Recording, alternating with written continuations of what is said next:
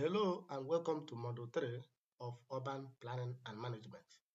In this module, we shall be focusing on urban counseling, advisory services, and community engagement. That is the human dimension of urban planning. The module content that we should be looking at in this module include 1. The concept of urban counseling and advisory services. 2. Advising government, communities, and developers. 3. Conflict resolution in urban communities. We will also look at social inclusion, equity, and vulnerable groups.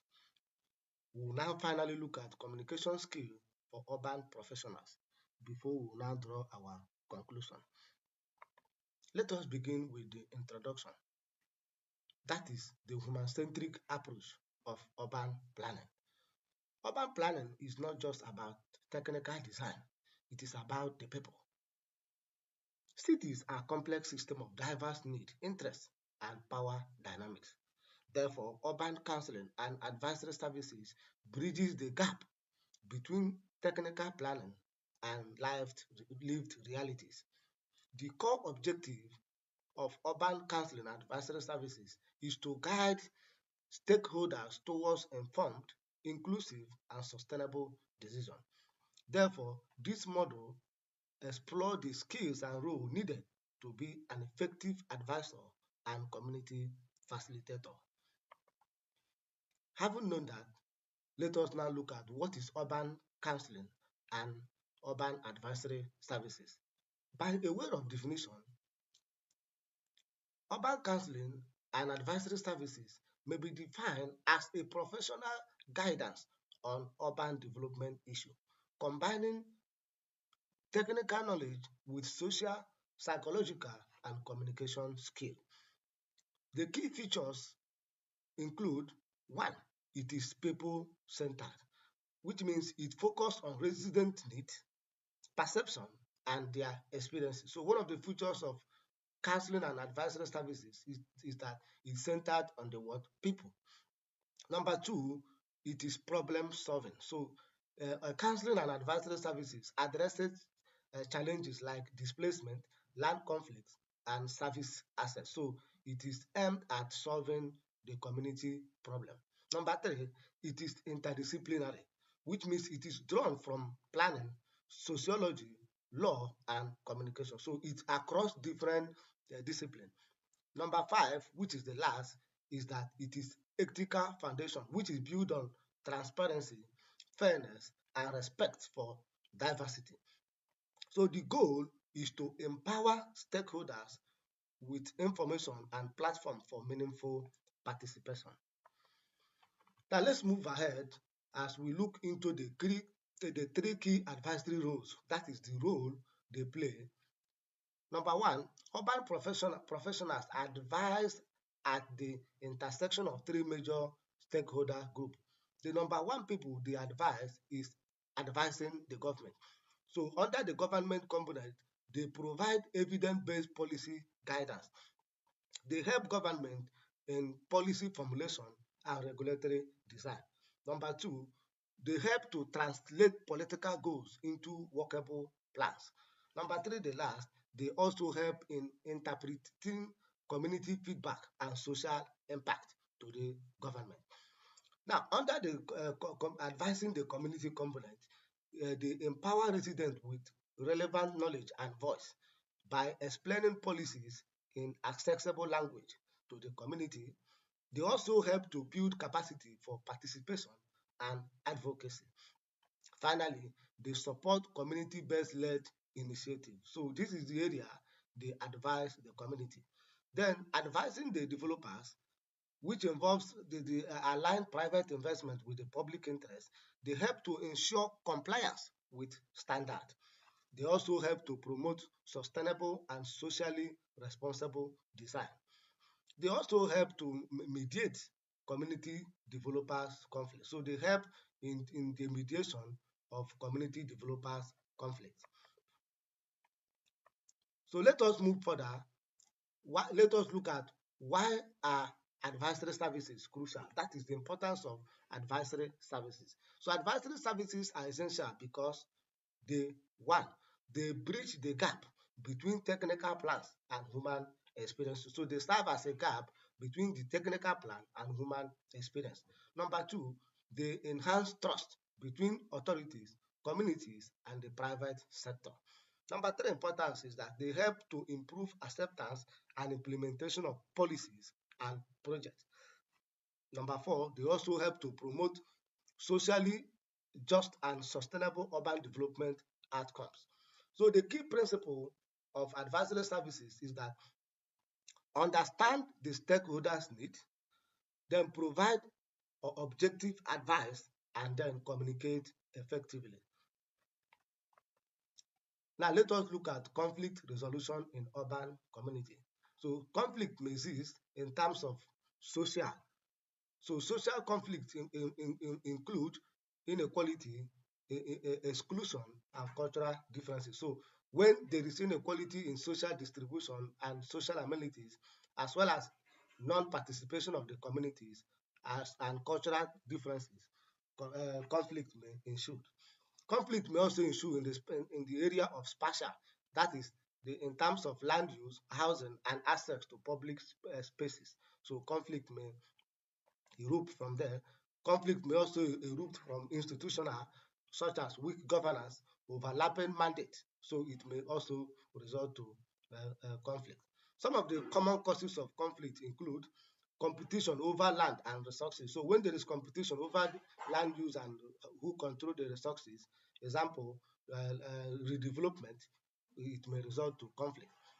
Another cause of conflict could be from displacement and gentrification. So displacement and gentrification may also cause conflict. Environmental concern from infrastructural projects. So infrastructural projects may cause environmental disorder like pollution, which may result to conflicts. Let us look at urban professional as a conflict resolver. So that is the role of urban professionals in conflict resolution. So let us look at the approaches and strategies they use. So one of the approaches and strategies they use is negotiation and mediation, which stipulate that they act as a neutral facilitator for dialogue. So they help both the conflicting parties to resolve their conflict in terms of dialogue. They also use strategies like participatory plan, which involving the stakeholders early to prevent conflicts.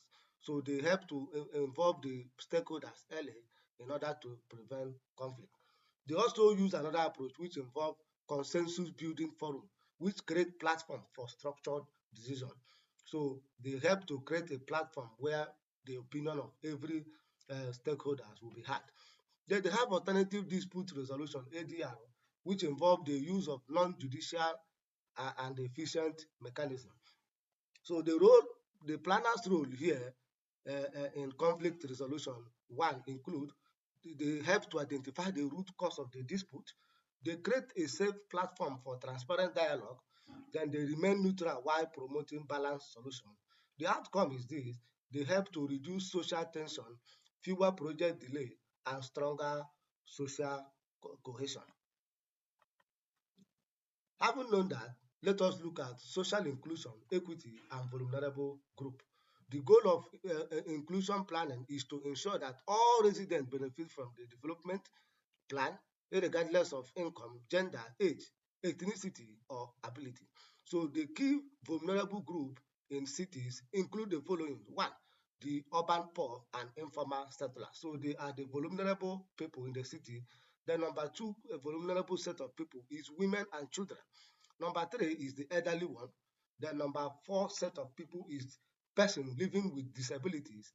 Then number five, the last, include migrant, refugee, and ethnic minorities. So these groups are often excluded from formal planning process.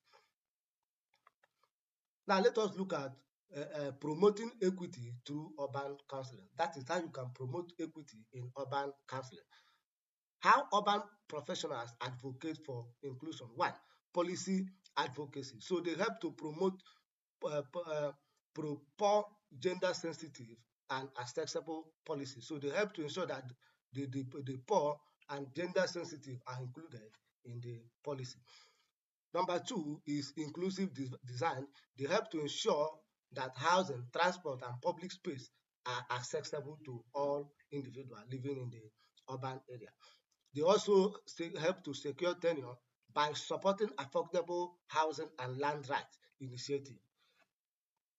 Another way they promote equity is through meaningful participation, which involve facilitate the involvement of marginalized groups in decision making. So they facilitate that that are marginalized are involved in decision making. Another way they help to promote equity is impact assessment, which involves systematically evaluate the social impact of a project on vulnerable populations. So they help to systematically evaluate the how project impact the vulnerable group. So these are the areas through which the urban planner help to promote equity in urban counseling. Now let us look at the essential communication skill for planners. So a technical expertise is not enough. Effective communication is the key. So the core skill include one, active listening. So planners should understand the concern and perspective of the stakeholders. Two, they should clear articulation. So they should explain complex ideas in a simple and non-technical language to the stakeholder. Number three is facilitation. They manage meetings, workshop, and consultation effectively. Number four is negotiation and persuasion, which involve to reconcile competitive interests constructively. Number five, which is constructural sensitivity, which involve respect. They help to they should ensure respect to local value, norms, and communication style. Then written and verbal proficiency, which involve in report, presentation, and dialogue. Now let us look at tools and methods for effective engagement. So the communication tool include a public meeting, town hall, and community workshop. Then the visual aids include map, diagram, and 3D model. Then digital platform include social media, online forum, and survey. Then participatory planning and focus group discussion are some of the communication tools the planners use. Then the counselors' task here include they should translate technical jargon into understandable terms. Number two, they should manage emotionally charged discussion with empathy. They should also build trust through consistency, transparency, and respect. Having known that, let us look at case in point, that is the advisors in action. Let us look at this scenario. A city plan a new rapid transit, that is BRT, new rapid transit line through a historic low-income neighborhood. Now, the urban planners, the councillors' role here is advising government on equitable station placement and mitigating displacement. The planners' role here should also engage communities, that is to hold workshops to explain the plan, listen to their concern, and gather input on such design. They should also advise developers and contractors on community-sensitive construction practice. They should also resolve conflict, that is mediate between residents fearing gentrification and agencies focused on efficiency. They should also ensure inclusion, that is advocates for affordable housing measures and accessible design for elderly and disabled people living with disability. The result will now be there will be a more acceptable and inclusive project with shared ownership. In conclusion, the heart of planning is the people. Urban counseling is the vital link between the policy, plan, and the people. The key takeaway here is that be an ethical advisor, a skilled mediator, and an advocate for inclusion. Integrate counseling, conflict resolution, and communication skills to navigate complex urban challenges. The ultimate goal will now be to contribute to the creation of more inclusive, harmonious, and sustainable city for everyone. Thank you and God bless you.